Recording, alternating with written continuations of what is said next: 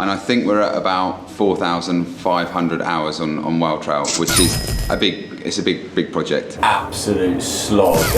I'm tired now. If that was a client and we were charging £100 an hour like we do on a number of clients, that would be a £450,000 project. Sinx has lent me a lot of money. It gave me 650,000.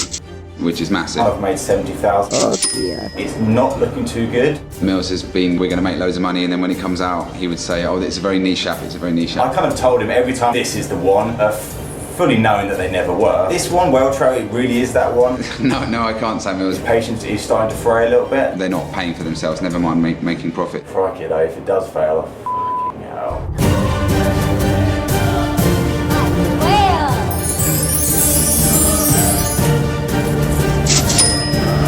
Where's the money gone?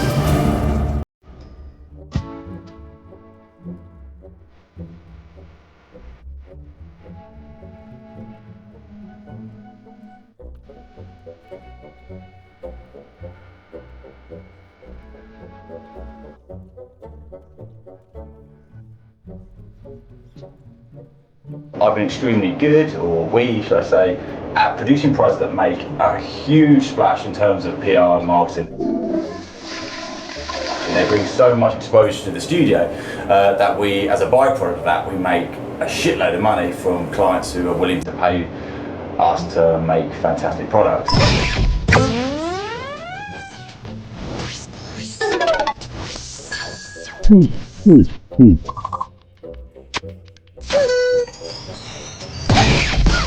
Those 4,000 hours on Whale Trail are actually not even including Mills's hours, which I suspect are quite a few.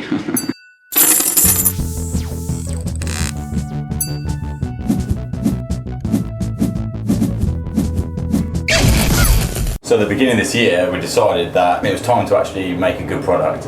I'd kind of managed to release about 16 products from the Studio of Dreams, and it's fair to say there was a lot of succelia. Succelia being success for failure. And that's funny, and I laughed an awful lot, but this year we decided to invest $500,000 or just over $500,000 to actually allow a team of dedicated developers, designers to focus on a few key products. Cordon off a group of resources that no one else could take for client work and dedicate that to our own IP. Sinx and the rest of the company are kind enough to lend CWA, Content with Attitude, our group of 10, £650,000, which allowed us to concentrate purely on our own products that we wanted to release. Whereas before, last year on a lot of the other projects, we were kind of nipping in and out and kind of pinching people. And it's not the most efficient way of working, so it was quite hard for CWA to get projects done. The idea being that, we would produce products that there was at least a small chance that they would do well financially, but that wasn't the motivator. The first couple were great apps, and I'm massively proud of them. But they're not paying for themselves. Never mind making profit. Not many companies are willing to invest the sort of money we're willing to invest into our own IP development. And Nursery Rhymes came out at the beginning of this year, and it had such critical acclaim around the world. Apple all over it. The world literally turned to our studio and said, "You've produced a fantastic product," but sadly it didn't make any money. Then recently we released Papercut, and that got national exposure. It's an enhanced reading platform, and that made even less money. So now we've got 3 months to kind of recoup about £550,000. No problem. We're really hoping this project does bring sort of do well and bring some money back.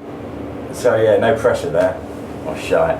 We're a relatively expensive studio. It costs a lot to run this studio. So if this was 4 people in their bedroom, they could probably make this app for 50 grand of cost, but for us it just costs an awful lot more. And as we've moved into lovely big fancy studios and employing more senior people that are more expensive, that our cost base is just going up and up. I mean, it's good. It's probably the natural progression of any company as they grow, but it does mean it costs us more to do own IP work.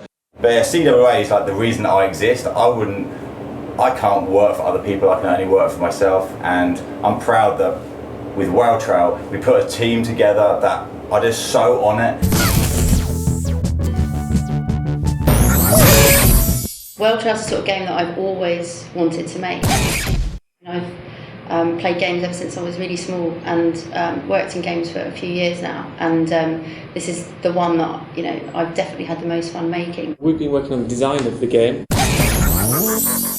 None of the design's not even worth thinking about until the mechanics done. So that was all developed first. And we've put together this idea for a game that we could get out quickly in a few months, and that we could kind of do with the resources at hand, so nothing too sprawling or massive, but something that we could kind of polish up to a jewel of perfection in a standard ustwo style. A lot of time was spent prototyping, and with different characters. So I mean, at one point it was this bird, wasn't it?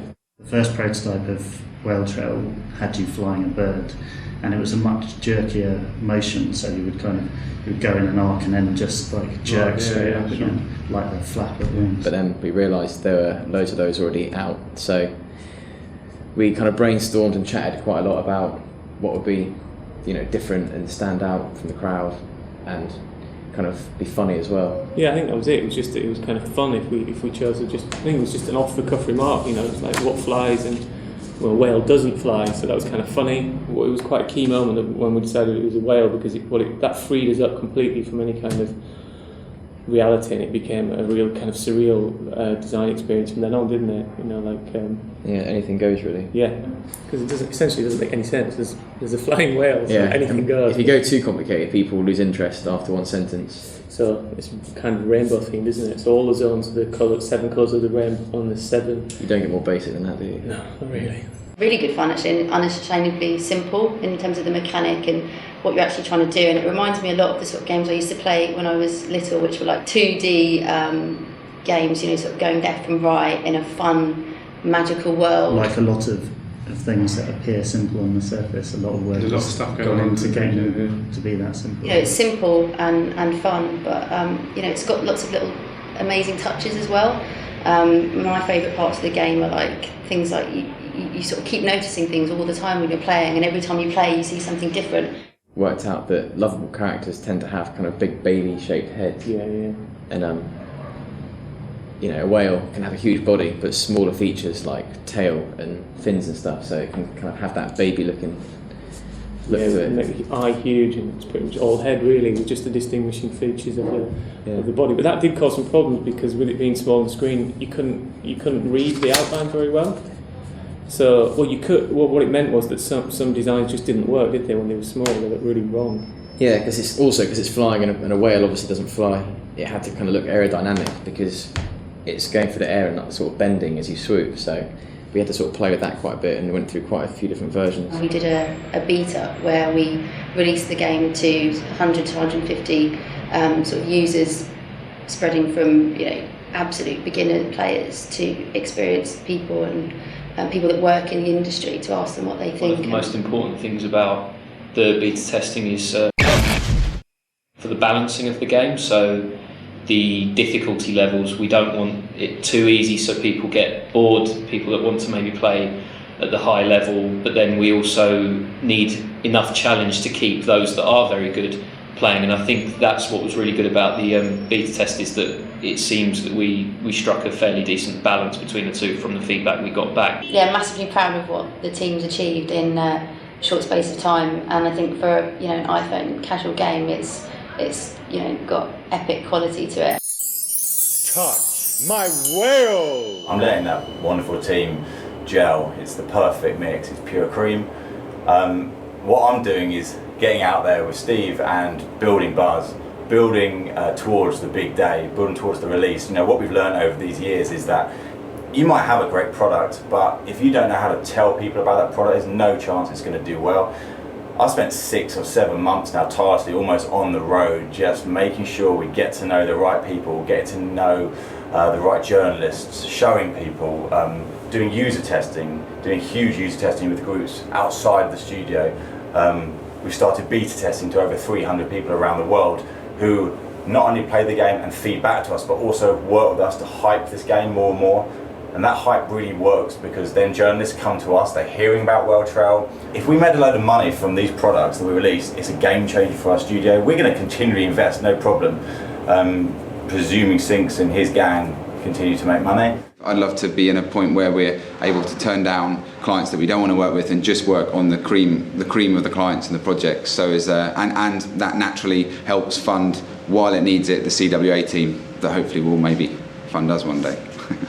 I can't afford to lose on this one. If I fail on this one, it's game over, because I'm out of this game. I've got no energy left. And I'm the Wonka, for God's sake, you know, WONKA, Wonka. There's nothing we've done wrong in this one. It makes me want to cry.